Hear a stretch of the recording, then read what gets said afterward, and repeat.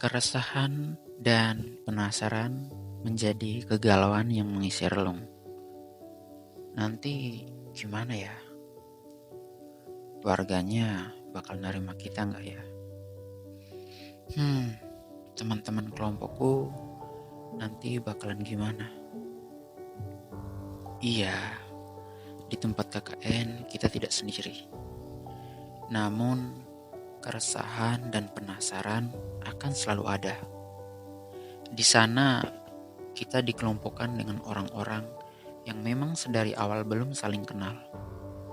Kadang sempat sih penasaran dengan teman-teman kelompok, orangnya bagaimana dan kayak apa. Sampai cari-cari info melalui media sosial. Bahkan nanya-nanya ke teman yang mungkin kenal sama salah satu anggota kelompok kita. Ya, mau gimana? Kita bakal hidup bareng selama 30 hari. Lama dan tidaknya ya tergantung suasana. Bukan karena berat, tapi hanya karena tidak ingin berdebat dengan siapapun dan dimanapun.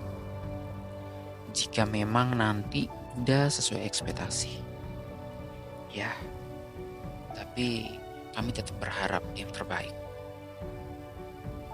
Begitulah secuil kisah sebelum kami benar-benar memijakan kaki di pedukuhan yang belum kami kenal. 26 Juni 2024, tanggal di mana kami diterjunkan di lokasi KKN.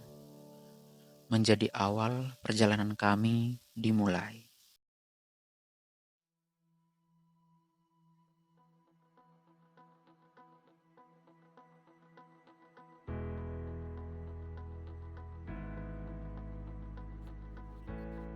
Tegowanu, salah satu pedukuhan di Kelurahan Kali Agung, Kapanewon Sentolo, Kabupaten Kulon Progo, Yogyakarta. Pesona pedukuhan yang terdiri dari 4 RT dan 2 RW tidak hanya berasal dari alamnya yang asri, tapi senyuman Bapak Ibu Tegowanu yang menyambut kami. Keresahan dan kegundahan seakan sirna ketika melihat secerca senyum dan lambaian tangan yang menyapa kami.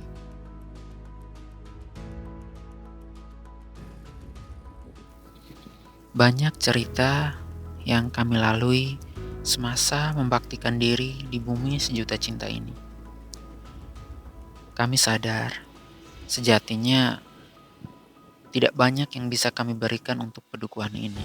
Tapi kami tetap mengharapkan apa yang kami berikan semuanya benar-benar bermanfaat bagi masyarakat.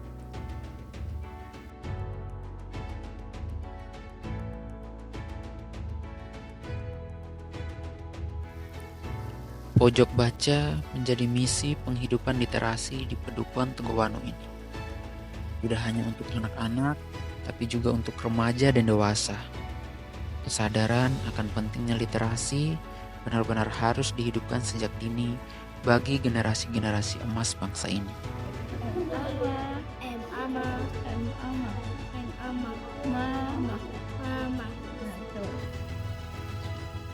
Kami juga mengajarkan adik-adik mengenai pengetahuan dasar bahasa Inggris. Sadar akan pentingnya pemahaman bahasa Inggris sebagai bahasa internasional saat ini menjadi program pilihan yang harus kami laksanakan juga.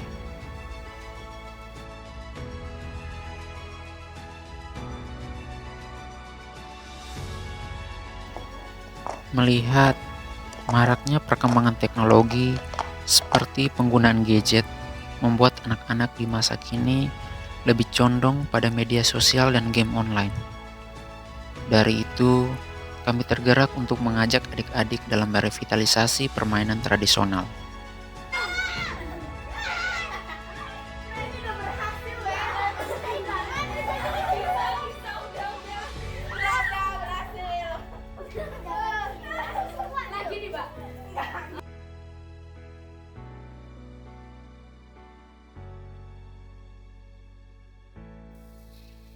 Pengenalan dan pengelolaan emosi pun diajarkan kepada adik-adik agar mereka mampu mengidentifikasi dan mengekspresikan emosi dengan cara yang sehat.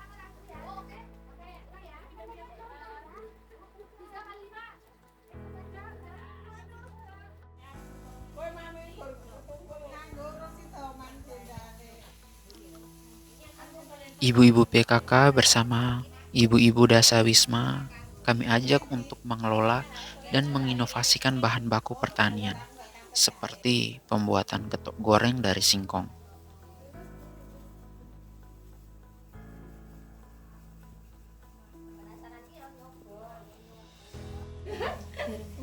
Besok masak apa lagi? Kebanyakan Mbak itu Mbak.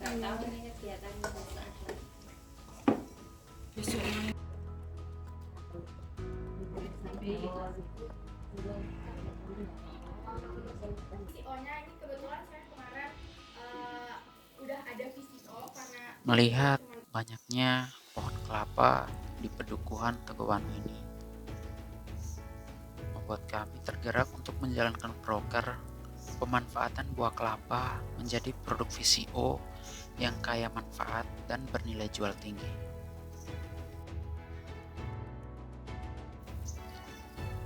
Adapun program kerja pengelolaan minyak serai dan pembuatan sabun dari minyak serai. Karena seperti yang kami amati bahwa di rumah-rumah di pedukuhan Tekowanu ini banyak yang menanam serai.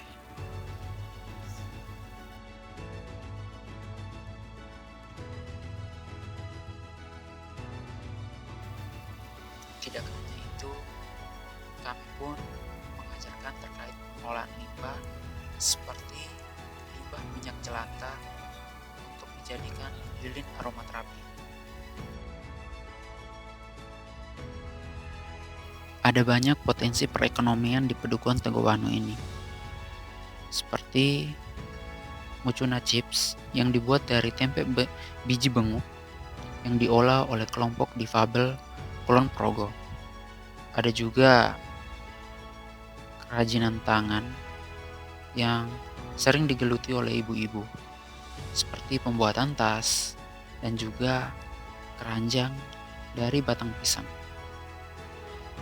Dari itu, kami tergerak untuk membimbing pengusaha UMKM untuk meningkatkan pemasarannya melalui online shop.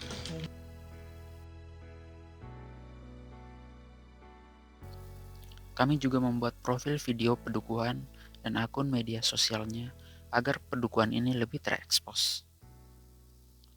Pada akhir program kerja, kami bekerja sama dengan mahasiswa KKN dari Universitas Gadjah Mada Yogyakarta dan Universitas Islam Negeri Sunan Kalijaga Yogyakarta dalam pembuatan Dena Pedukuhan.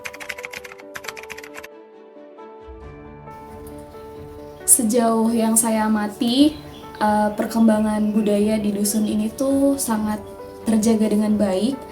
Misalnya seperti kesenian tari-tarian, kemudian ada jatilan, ketoprak, dan bahkan di dusun ini tuh juga terdapat sanggar. Dan selain itu, kesenian yang dihidupi oleh ibu-ibu di dusun ini tuh juga masih terjaga dengan baik, seperti kerajinan keranjang yang dibuat dari pelepah pisang, bahkan juga ada kerajinan tas yang dibuat dari benang. Yang bagus di sini itu ya kayak kegiatan pertemuan rutin seperti RT RW, arisan, nah itu masih berjalan dengan baik. Walaupun masih di tingkat padukuhan, tapi kegiatannya itu masih terorganisir dengan baik.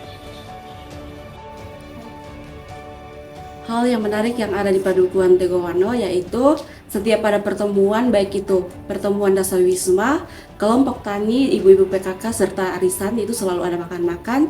Kemudian lokasi tempat tinggal kami yang sangat strategis, dan juga setiap ada kegiatan itu masyarakatnya sangat aktif dan masyarakatnya masih sangat ramah. Berdasarkan observasi saya, warga terlihat antusias dalam menyambut kami. Misalnya seperti saat kami berkunjung ke rumah warga, mereka sangat bersemangat dalam menyambut kami, dan bahkan akhir-akhirnya kami juga sering diberi buah-buahan yang merupakan hasil panen dari kebun mereka. Bahkan saat anak-anak berpapasan dengan kami, mereka juga bersemangat dalam menyapa kami seperti halo kakak, seperti itu. Suka duka KKN di Tegowanu, yaitu sukanya warga masyarakat yang sangat ramah dalam menerima kami. Kemudian kami dapat belajar mengenai kebudayaan dan kebiasaan masyarakat-masyarakat di sini. Dukanya adalah keterbatasan waktu di mana kami tidak dapat bersosialisasi dengan masyarakat dalam jangka waktu yang lebih lama. Jadi keterbatasan saya selama menjalani KKN ini yang pertama itu kita harus beradaptasi dengan lingkungan. Bukan cuma lingkungan, tapi juga dengan sesama teman dan orang rumah yang berada di pondokan. Yang kedua itu kita keterbatasan dalam proyektor. Nah, fasilitas proyektor itu sangat penting untuk menunjang kita dalam menjalankan proker. Tapi di sini kita harus saling bergantian dan itu menjadi salah satu keterbatasannya. Kayak kalau tantangan saya selama menjalani KKN mungkin dari segi komunikasi, karena di sini kita hidupnya di lingkungan masyarakat Jawa dan sebagian besar dari kelompok kami bukan dari Pulau Jawa, jadi perbedaan bahasa dan budayanya itu mungkin menjadi tantangan juga untuk kami. Kemudian yang kedua itu terkait koordinasi tim, karena di sini kan kami bersembilan dan setiap orangnya punya pendapatnya masing-masing. Jadi gimana caranya untuk kita bisa menghargai pendapat itu? Jadi di Tegowanu sendiri itu ada beberapa tempat wisata ya. Jadi yang pertama itu Sendang, Sendang itu mata air yang terbarui. Baru yang satu lagi itu ada Bukit Beteng. Bukit Beteng ini tempat wisata yang bisa kita ngelihat sunset dan sunrise yang bagus. Dan di sebelah Bukit Beteng itu ada petilasan, petilasan cucunya Diponegoro. Ada satu kebiasaan yang menurut saya benar-benar menarik, yaitu budaya bersalaman di Tegowanu ini. Bagi kebanyakan orang itu merupakan hal yang sederhana, tapi bagi kami, bagi saya sendiri, itu benar-benar hal yang harus kita ambil sisi baiknya, karena sudah jarang kita lihat di perkotaan. Bukan hanya kepada orang yang baru kita kenal atau orang yang baru kita datang di rumahnya, tapi bahkan orang yang sudah kita kenal lama pun kita mesti harus bersalaman. Waktu kita pertama kali bertamu dan juga waktu kita berpamitan. Itu benar-benar hal yang sangat vital bagi saya.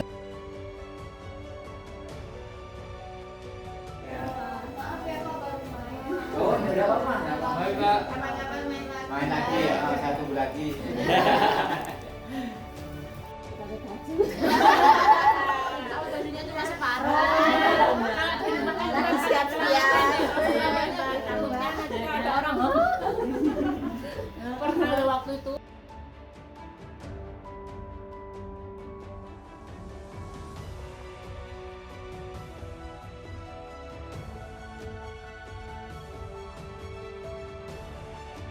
Tiga.